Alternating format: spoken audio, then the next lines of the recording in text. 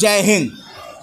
इस वक्त 42वें भारतीय अंतर्राष्ट्रीय व्यापार मेले के मीडिया सेंटर में हैं और यहाँ पर हर शाम सांस्कृतिक कार्यक्रम होते हैं और जगह जगह पे जादू के कार्यक्रम भी आप लोगों ने ज़रूर देखा होगा और ये चेहरा भी आप पहचानते होंगे, जादूगर जितेंद्र सिंह बब्बर जी, जो न केवल स्वयं जादू करते हैं बल्कि अगली पीढ़ी को यानी अपने सुपुत्र को भी जादू की कला सिखा दिए।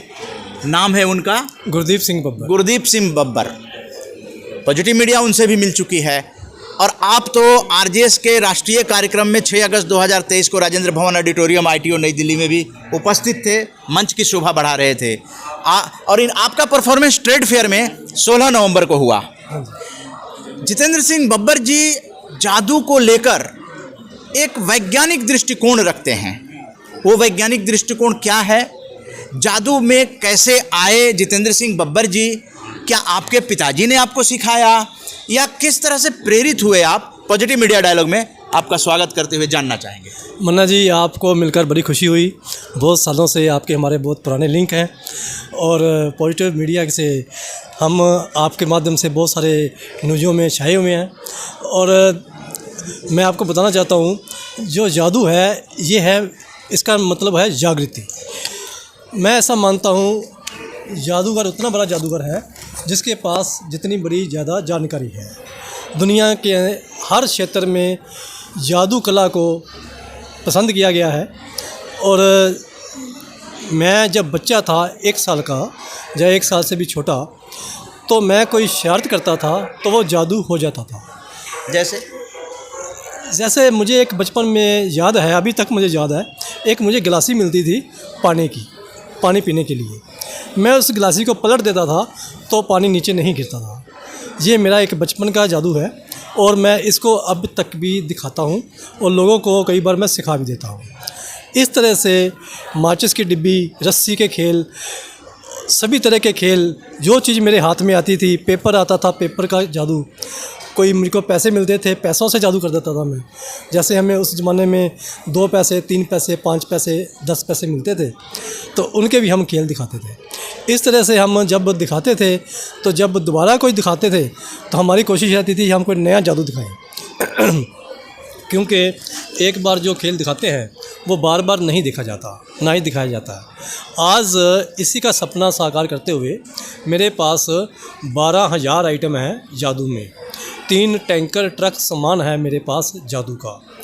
छोटी से छोटी आइटम लेकर के फिर मैंने सोचा कि सबसे बड़ी आइटम क्या होती है? सबसे बड़ा होता है हाथी, एलिफेंट। इससे बड़ी चीज़ कोई नहीं होती। फिर मैंने एलिफेंट को गायब किया था। हाथी को मैंने गायब किया था। हाथी नहीं था तो मैंने अपनी जादू कला से ला दिया। प्रतिबंधित हो गया।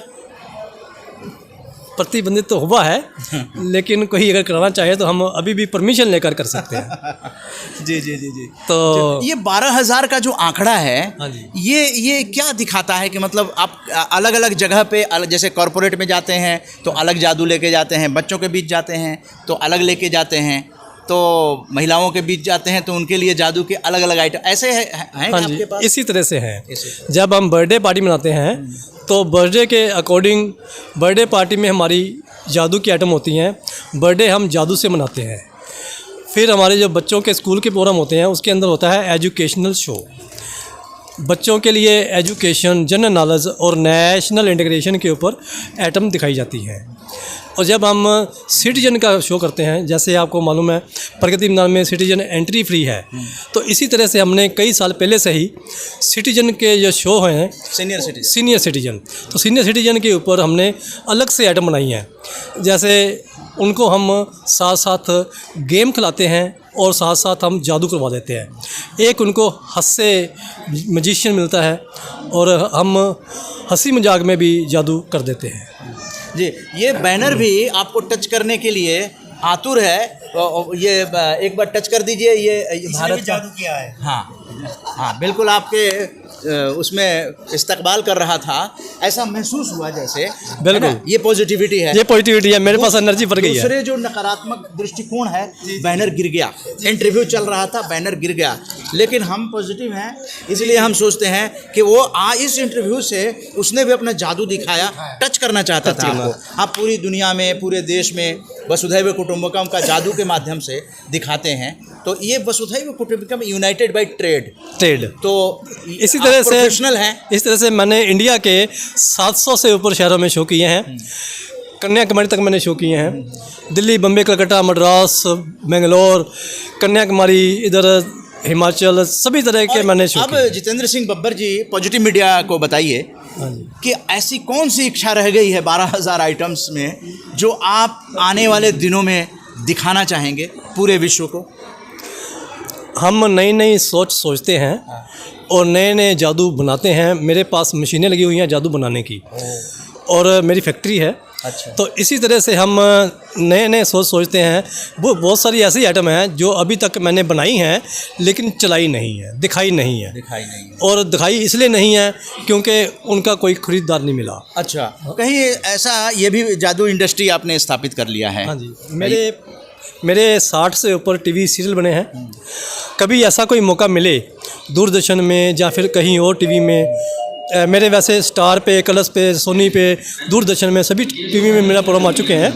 कोई ऐसा मंच मिले मुझे जिसमें मेरा जो टीवी शो है, मैजिक शो, ये 10 साल लगातार चले, तो इतनी आइटम है मेरे पास लगातार। ये जानना चाहेंगे कि जादू के द्वारा, हाँ जी, जो जनमानस है वो क्या केवल आप जादू के द्वारा मनोरंजन का उद्देश्य लेकर चलते हैं, या जादू के द्वारा कुछ प्रेरित करते हैं, कुछ वसुधैव कुटुंबकम या भाईचारा बढ़े, या लोग वैसे तो बैठते हैं तो भाईचारा हो? हम इसी तरह से ना भाईचारे को बढ़ाने के लिए, अंधविश्वास को बढ़ाने के लिए, हम अंधविश्वास को रोकने के लिए हमारा एक ट्रेनिंग सेंटर है, विकास मार्ग, लक्ष्मी नगर, और जिस बैनर के ऊपर हम लोगों को प्रोत्साहित करते हैं कि अंधविश्वास से बचे।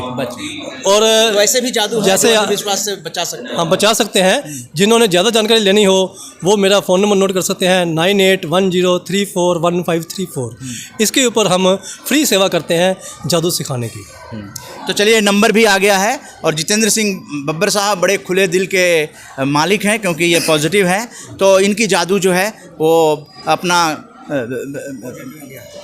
बढ़ाते रहे और भारत को पॉजिटिव बनाते रहे, और हर मंच पर सकारात्मक पत्रकारिता का भी आप लेते रहिए, बढ़ाते रहिए, इसको समर्थन करते रहिए। जय हिंद, जय भारत।